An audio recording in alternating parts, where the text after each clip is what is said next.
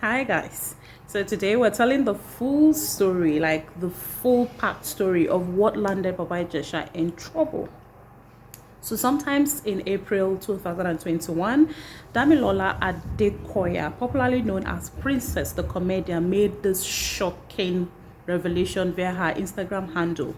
And in that video, she revealed that her 14 years old foster daughter had been raped.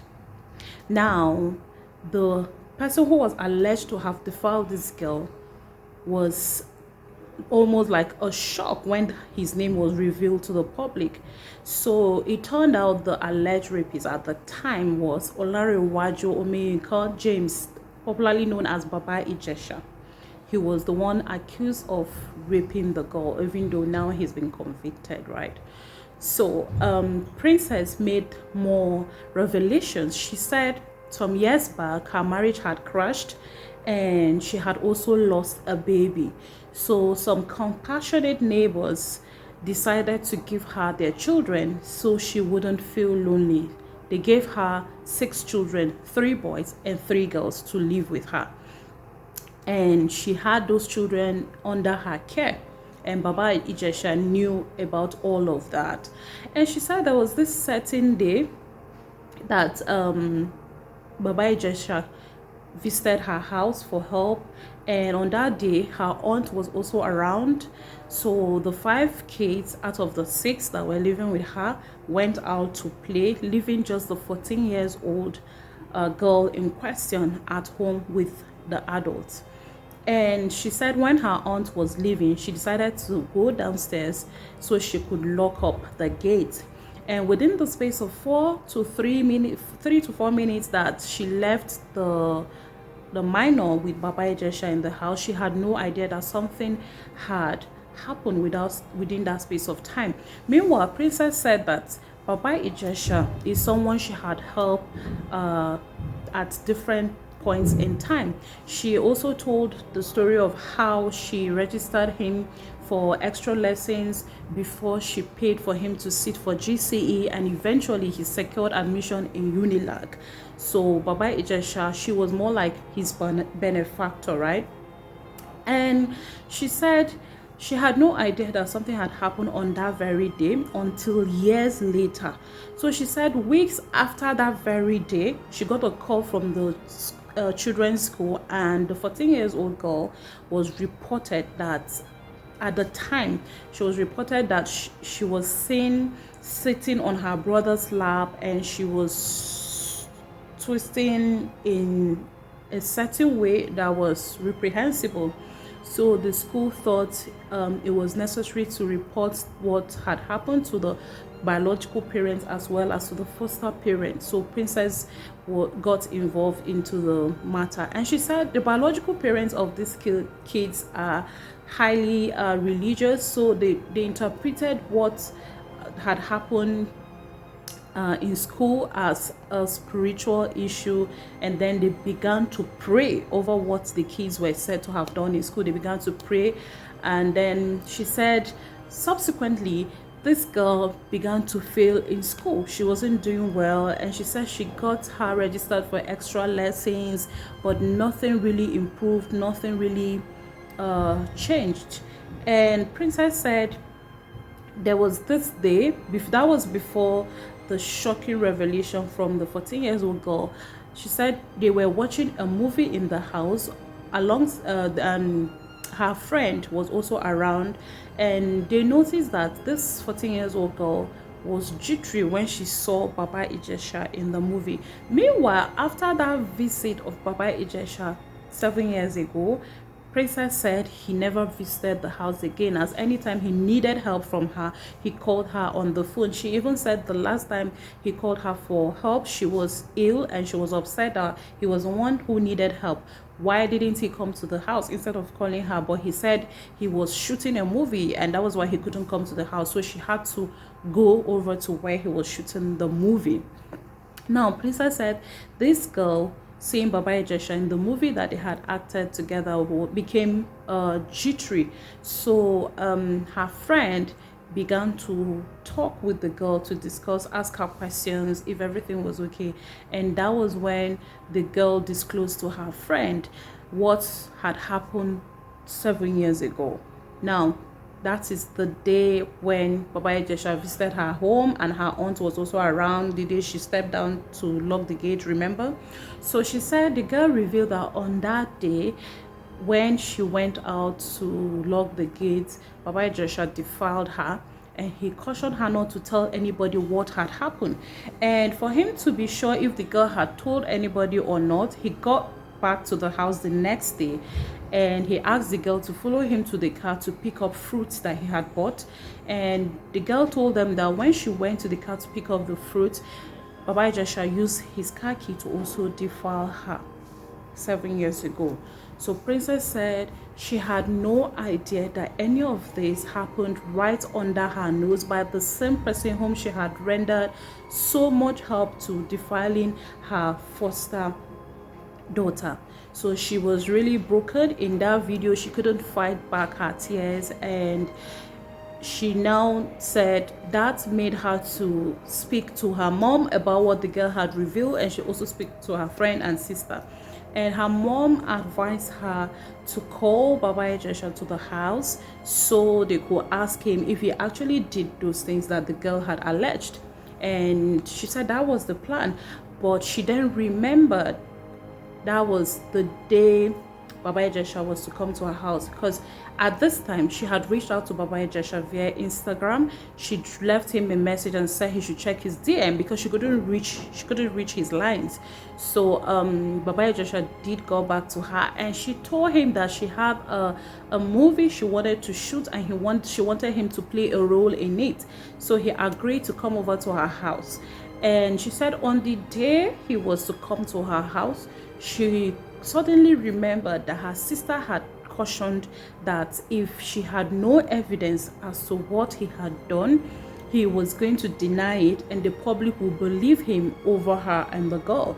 So she decided to call a CCTV installation company to come install cameras in the house, and she told them that it was a matter of life and death.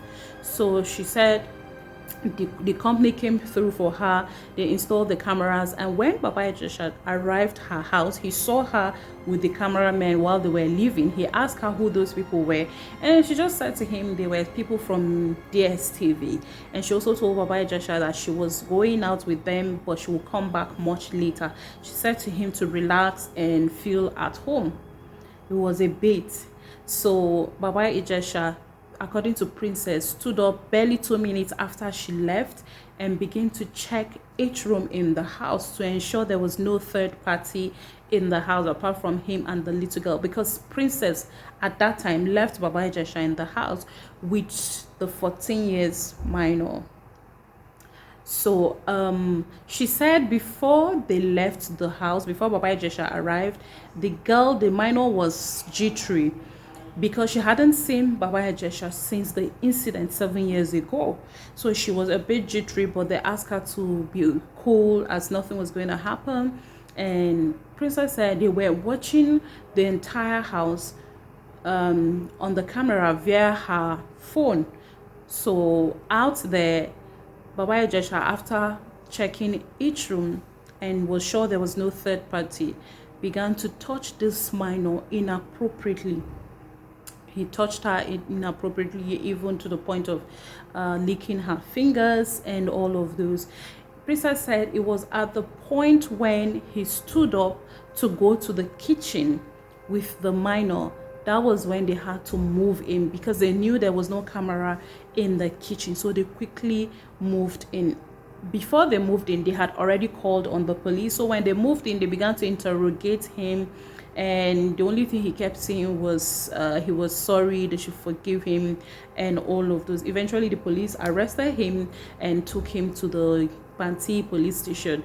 After police were done with their investigation and were satisfied that Baba Ijesha had a case to answer, they charged him to court on the 24th of June 2021, and the trial began. The trial went on. During the trial, The prosecution team called in 6 witnesses, and their witnesses included Princess herself, the minor, some police officers who had investigated in the matter. And when the prosecution was done and closed their case, the defense counsel opened their case, and the defense called in 4 witnesses, including the defendant himself, Baba Ijesha, including one of the defendant's friends, including a video production expert and CCTV installation expert, including, I think, a clinical psychologist was part of the witnesses that were called for the defense.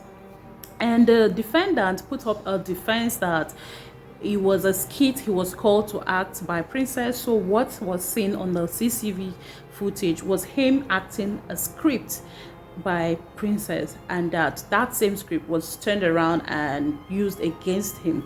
But it was also confirmed that at no point during the investigation did he mention to the police or included in his statement at the police station that he was acting a skit. So there was a kind of contradiction in his statement at the police station and his testimony in court. Now, the trial went on successfully, and judgment was set for 14th of July 2022. And on the D-Day, 14th of July 2022, the judge found Baba Ijesha guilty of 4 counts out of the 6 count charges. He was found guilty of charge 2 to 5 and not guilty of charge 1 and 6. He was handed a sentence of 16 years imprisonment, and that was a total of all the charges. And the highest of the punishment of the sentence from his charges is 5 years. So he's to serve his sentence concurrently. By implication, that means he will be serving 5 years in jail. So that was how that trial ended. It's a huge relief for so many people that justice have been served in this matter, and we hope this will serve as deterrent for so many child abusers out there. They should know that the long arm of the law will catch up with them no matter how hard they try to hide.